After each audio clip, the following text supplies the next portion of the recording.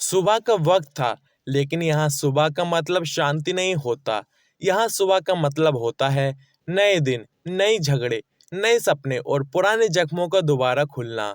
सड़क के किनारे लगे छोटे छोटे ठेले तारपुलिन के नीचे सब्जियों की खुशबू के साथ मिलकर पसीने, धूल और पकोड़े तलने की सुगंध एक अजीब सी कहानी सुना रही थी।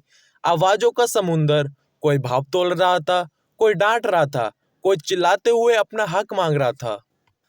बीच बाजार में एक ठेला था, हरिप्रसाद का। हरिप्रसाद एक 50 साल का सब्जी वाला, जिसका चेहरा धूप से काला हो चुका था, लेकिन आंखों में अब भी वो ऑनेस्टी की चमक थी जो आजकल मिलती ही नहीं। दिन भर मेहनत करता, रात को घर जाकर अपनी बेटी के लिए चाय बनाता, उसके सपने सुनता। उसका सपना बस इतना था कि उसकी बेटी पढ़ लिख कर कुछ बन जाए, ताकि उसकी जिंदगी उसके जैसे बाजार की धूल में ना गुजरे। हरिप्रसाद के ठेले के सामने वाली चाय की टपरी चलाती थी शांति मौसी। 55 साल की शांति मौसी, लेकिन अब भी तेज जुबान और तेज दिमाग। हर कोई कहता मौसी के पास बाजार का हर राज है, लेकिन सच ये था कि शांति मौसी ने अपनी जुबान पे ताला लगा रखा था, क्योंकि उसने देखा था जो बोलता है उसका क्या हाल होता है। और फिर था रवि, 20 साल का डिलीवरी बॉय, जिसके कंधे पे जमाने का बोझ था।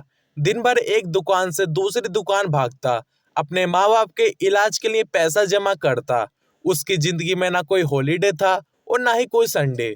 ये बाजार, ये लोग अपनी अपनी कहानियों में घुले हुए थे, लेकिन ऊपर से सब नॉर्मल लगता था। जो चेहरा आप देखते हो, उसके पीछे की सच्चाई बहुत कम लोग जानते हैं।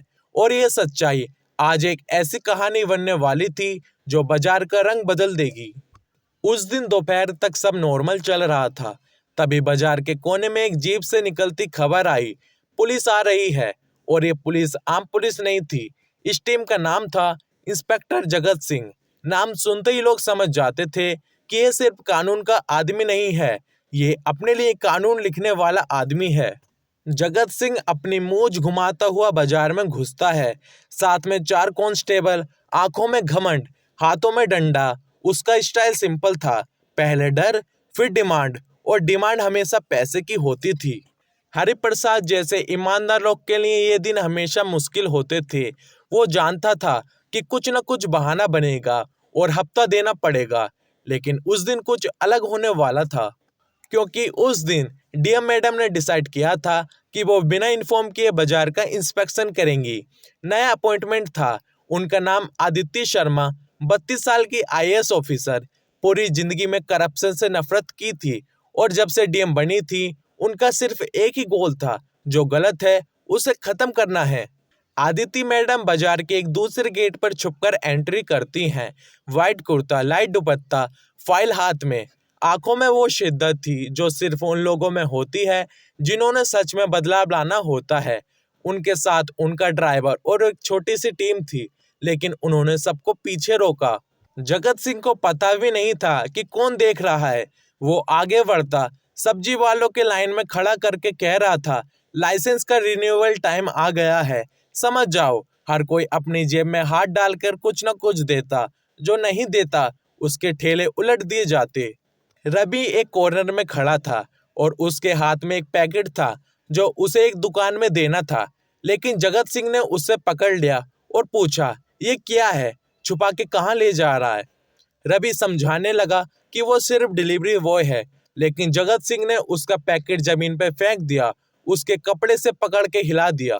तभी शांति मौसी, जो दूर से सब देख रही थी, अपने अंदाज में बोली, अरे छोड़ दो बच्चों को। जगत सिंह, तुम्हारी जेब में बाजार का आधा पैसा चला गया है, अब इसके पीछे क्यों पड़े हो।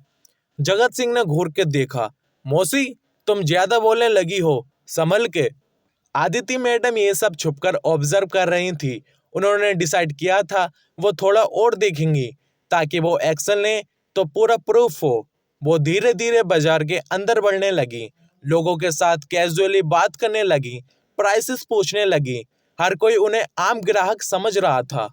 बीच में उनकी मुलाकात हुई हरि प्रसाद से। हरि ने मुस्कुराते हुए कहा, दीदी आपको कौन सी सब्जी चाहिए। आदिति मैडम ने प्यार से पूछा, यहाँ का माहौल कैसा है। हरि एक सेकंड के लिए रुका, फिर सर झुकाकर बोला, बस ठीक ही है दीदी, हम अपना काम करते हैं। उसके लफ्जों में डर छुपा था। आदिति मैडम समझ गईं, लोग खुले में नहीं बोलेंगे। उन्होंने अपनी फाइल में कुछ नोट किया, फिर एक छोटा सा कैमरा एक्टिवेट किया जो उनके दुपट्टे में लगा था। अब हर बात रिकॉर्ड हो रही थी। जगत सिंह का नया टारगेट बना एक मिठाई वाला। उससे 5,000 रुपये मांग रहा था बिना रिसिप्ट के। मिठाई वाला डरा हुए पैसे देने लगा और तभी बाजार के गेट पर एक काली गाड़ी आई। एमएलए का पीए। इस आदमी का नाम था प्रकाश और यह बाजार के सारे इलीगल काम का मैनेजर था। जगत सिंह और प्रकाश के बीच एक छोटी सी बातचीत हुई जिसमें डिसाइड हुआ था कि कौन से दुकान से कितने पैसे निकालने हैं। यह सब देखकर आदिति मैडम का खून खोल रहा था, लेकिन उन्होंने तुरंत एक्शन नहीं लिया। उन्होंने डिसाइड किया था कि वो जगत सिंह को आखिरी तक एक्सपोज करेंगी। दिन ढलने लगा, बाजार में रोशनी कम हो गई, लेकिन करप्शन का अंधेरा बढ़ता गया। और फिर आदित्य मैडम ने अपने ड्राइवर को सिग्नल दिया। अगले 10 मिनट में बाजार के हर कोने से उनकी टीम आ गई। रिकॉर्डर्स, पुलिस की एक अलग ऑनेस्ट टीम और मीडिया वाले। सबके सामने आदित्य मैडम ने अपना आईडी दिखाया। मैं डिस्ट्रिक्ट मजिस्ट्रेट आदित्य शर्मा। आज ये बाजार साफ होगा। जगत सिंह का चेहरा पीला पड़ गया था। मीडिया के कैमरे चल रहे थे। जो लोग दिन भर डर के मारे छुपे थे वो आगे आने लगे। हरिप्रसाद ने अपनी कहानी बताई। रवि ने अपना ह्यूमिलेशन शेयर किया। शांति मौसी ने पुराने सारे राज खोल दिए। जगत सिंह ने बचने की कोशिश की, लेकिन आदित्य मैडम ने उसके सारे प्रूफ्स मीडिया के सामने रख दिए। Video recording, audio clips, statements. उसे वही बाजार में अरेस्ट कर लिया गया। पब्लिक चीयर कर रही थी, लेकिन आदित्य मैडम के लिए ये सिर्फ शुरुआत थी। उन्होंने अनाउंस किया कि बाजार में एक नई कमेटी बनेगी जो पब्लिक से डायरेक्टली फीडबैक लेगी। हर हफ्ता इंस्पेक्शन होगा और जो भी पैसा इलीगल लिया गया था वो लोगों को वापस मिलेगा। कुछ महीने बाद वही बाजार, वही लोग, लेकिन हवा में एक नई उम्मीद थी। हरिप्रसाद की बेटी स्कूल में टॉप कर गई थी। रवि ने अपनी माँ को ऑपरेशन करवा लिया था। शांति मौसी के चाय स्टॉल पे अब पुलिस वाले भी चाय पीने आते, लेकिन बिना पैसे लिए। और बाजार के कोने में एक बोर्ड लगा था, यहाँ ईमानदारी बिकती नहीं, ये बाजार लोगों का है। आदिति मैडम उस दिन बाजार से गुजर रही थी, कैजुअल ड्रेस में, बिना सिक्योरिटी के।